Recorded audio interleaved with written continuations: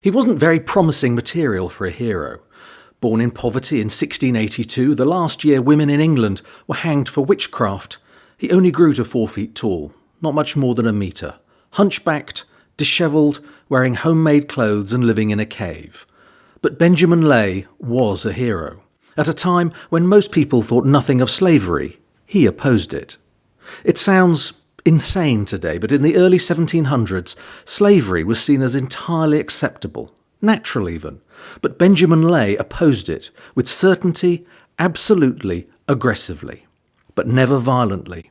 Lay was an ardent Quaker and would not countenance harming a living thing, a vegan who spun his own clothes out of flax to make sure no creature was harmed. He saw the world in terms entirely black and white, except for the colour of people's skin. All people were his brothers and sisters, the Bible said so, and any who didn't feel that way were not Christian, and he made it his mission to denounce them. Most of those he denounced were his fellow Quakers. It was long before the great Quaker slavery abolitionist movement. At this time, Benjamin Lay was on his own, and his Quaker brethren were some of the major slave owners. He knew slavery and Quakerism were incompatible, and he told them so, time and time and time again.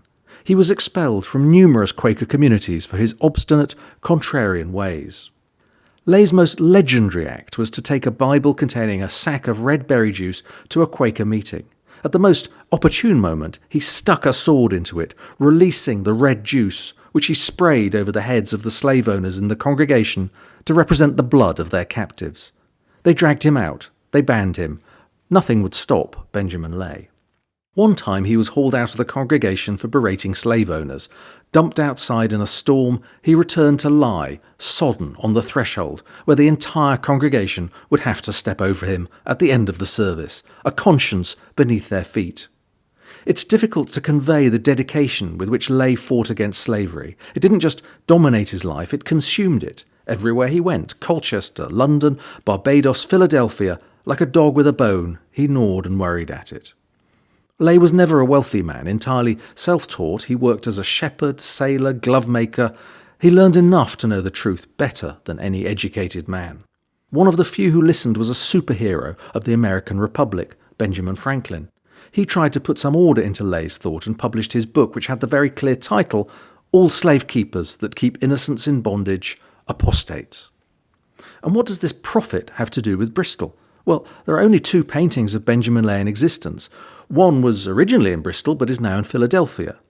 The owner of that copied it 200 years ago, and that copy is at the Bristol Museum, hidden away in a store. You can ask to see it. Please do. In a city worrying about statues of slave owners and their names on streets and public buildings, they might at least put this rare painting of one of the true prophets of the anti-slavery movement on permanent display.